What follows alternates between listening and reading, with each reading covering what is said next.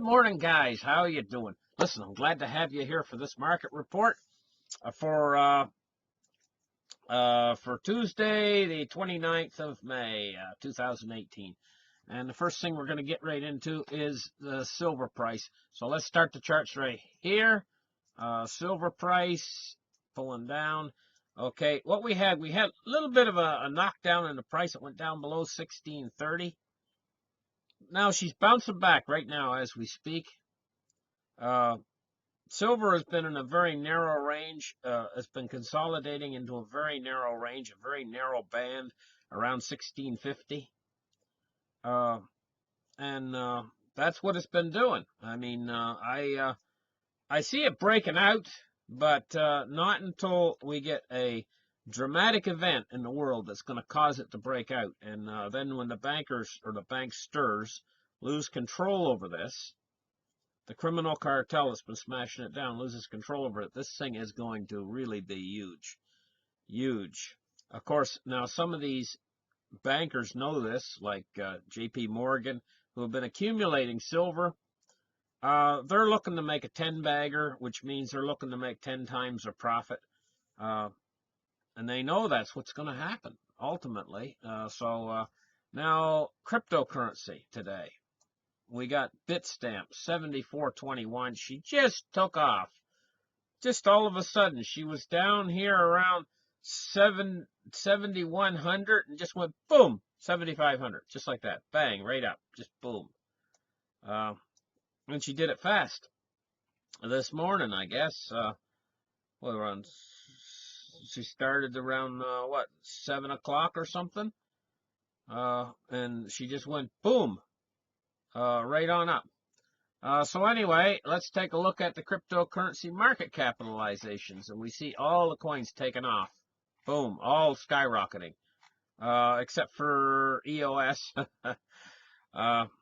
EOS is still down a little bit, but it's getting ready. It's down 1.84% at $11.99. But everything else is taking off. Litecoin is $121.36. Everything's going up right now in the coins. We got rising prices. Now, Dow Jones Industrial Average. We're looking at down 132 points today on the day at 24,620. I don't see it going below in the short term. In the short term, I don't see it going below 23,000. And I don't see it going above 26,000 in the short term, you know. But now, looking out to this fall, I think that the Fed is going to trip a rather huge sell-off in the markets, and then they're going to have to change their policy. And when they change their policy, then we're going to go into the death of the dollar. But when they change their policy, we're also going to have an economic recovery, and after we have that economic recovery, the sky is the limit for the stock market, the sky is the limit for gold, the sky is the limit for silver, and the sky is the limit for cryptocurrencies. What's going to die then is the dollar, okay? And that's what we got coming. That's what we got coming probably. And of course, when the dollar dies, most of the fiat currencies are going to lose their, people aren't going to trust them. Fiat currency. And they're going to sell off the world's fiat currencies, and cryptocurrency has positioned itself to take up that slack. It's already the reason why cryptocurrencies have done so well is a lack of confidence in the fiat currencies. That's why cryptocurrencies have done so well. Cryptocurrency have positioned themselves to become the world reserve currency. I was listening to Martin Armstrong last week, you know, and he was saying that there's nothing else out there to take the place of the dollar. And he's talking about all of the other fiat currencies, because the dollar is basically the best horse at the glue factory. Well, in the old days, they used to take the horses that were old and had a sway back, or they had something wrong with them.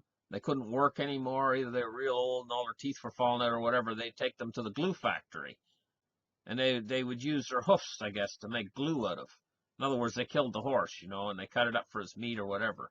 The glue factory was a place where they took the old horses that were no good anymore. So the best horse at the glue factory means they're all no good. It would be like going to a place where a guy's got a bunch of old junk cars that are no good and all the engines are burnt out in them and everything, and they got like 300,000 miles on them, and none of them are all rusty and everything, and you picking out the best one. Well, the dollar's the best one. It's the best horse at the glue factory. And it's going to go down. All of them are going to go down. But now, cryptocurrencies have positioned themselves because there's two things here. The fiat currencies are all inflationary. They're all inflating away. And this is why people are losing confidence. They're going to inflate away to a certain point.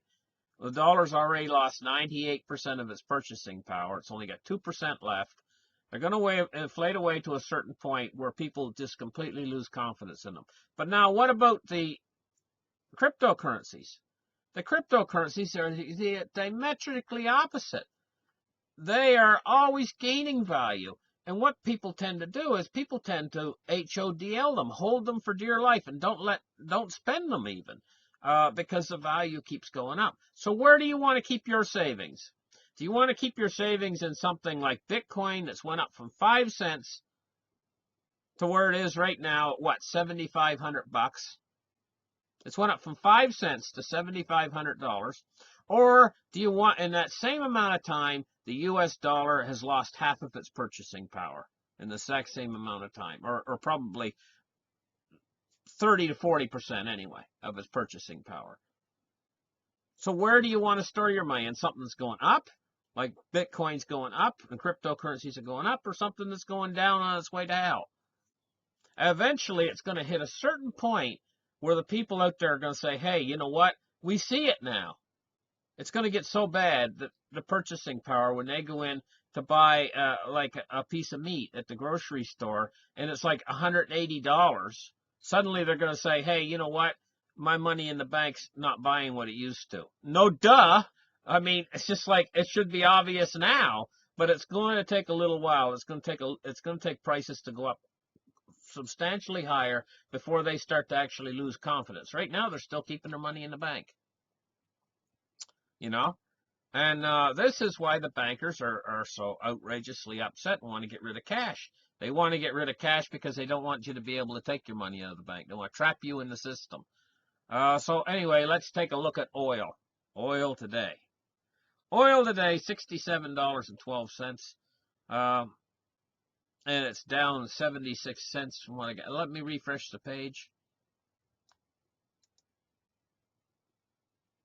Yeah, down 64 cents right now. I'll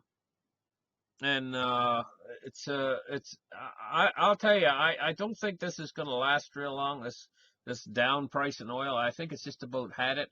I think the oil's going to level off probably around 65 or 66 bucks at the lowest. But I saw this coming. Do you remember about, I guess last month on my reports? If you follow my reports, you remember me saying that if oil goes too much over 70 bucks, that it's going to come back down again. It's not going to exceed that by too much. Well, it exceeded $70. It did what I said it possibly would do, exceed $70. And I said that would be the limiting factor, around 70 bucks, and then it would come back down again. Well, there we go. It's doing exactly like I said, and they're bringing wells online, and they're doing what they need to do to bring the price back down again. It's not going to go up in the short term. Now, in the long term, we're going to see oil go right on up there past 100 bucks, 200 bucks.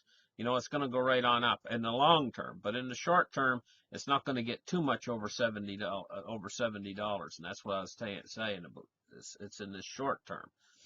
So now let's take a look at bonds and rates today. We're seeing the bond rate down. Bonds down today at 2.873 and 3 for the U.S. 30-year. An awful lot of people have bought these bonds recently. They're probably sitting back thinking to themselves, oh, I did great. I got my bonds at like U.S. 10-year at like 3.1%. Now it's 2.87. And they're thinking, oh, you know what? This is fantastic. I did really good, But you know what? This is going to reverse back again. Bond yields are going to start rising again. I think they've just about reached the bottom right now, complete bottom of how low they're going to go. And bond yields are going to start reversing back again. Because at the end of, I guess, let's see, January, February, March, April, May, June. At the end of June, so we got one more month left. And then the Feds increase it again. And when they increase it again, then we're going to start to see the 3-year LIBOR start to go up again. By the way, the three-year LIBORs fell too. The 3-month LIBOR, I should say. The 3-month LIBORs fell, along with the 10-year U.S. 10-year Treasury. It's both fell. This is a very temporary thing. We're going to go back to the yields rising again very soon. So now let's take a look at the U.S. dollar index. Dollar index riding high, riding strong today. This is basically the last hurrah for the dollar. This market crash coming up is the last hurrah for the dollar. When the Fed reverses policy, this is the last hurrah for the dollar. And this is what's keeping people in the dollar. This is what's keeping people tied to their bank accounts and thinking that's the greatest thing on earth is having money in the bank, you know, and not having anything else. Most people out there, most of your friends and neighbors, you go down the street, you know, all your friends and neighbors, most everyone, all they have is their bank account. They don't have silver. They don't have gold. They don't have anything else but their bank account with the U.S. dollars in it. Oh my gosh, they're going to get slaughtered so bad. They're going to get slaughtered so bad, you know, really. Now, let's take a look at, well, we've taken a look at everything, I guess, today for this market report. The cryptocurrencies is probably your biggest mover and shaker today. They're all up, but I expect the cryptocurrency will stay strong until the market crash. And I said so. Where it's going to reverse is when the market falls below 20,000. This is when it's going to reverse for cryptocurrency, and it's going to reverse for gold and silver too. Gold and silver are going to start to go up. Gold and silver, I'm going to tell you, there's never been anything right now like silver that's been so unwanted and unloved. It's right down near mining production cost. Physical silver, if you're going to get some silver, don't go out buying an ETF. Don't go out and buy your silver and put it in a bank deposit box. Don't go out and buy your silver and put it with a holding company that's going to hold it for you. You need to keep it in your own possession. And you need to figure out some way of doing that. Listen, thank you guys for listening. Like and subscribe, and we'll catch you in the next show. Bye-bye.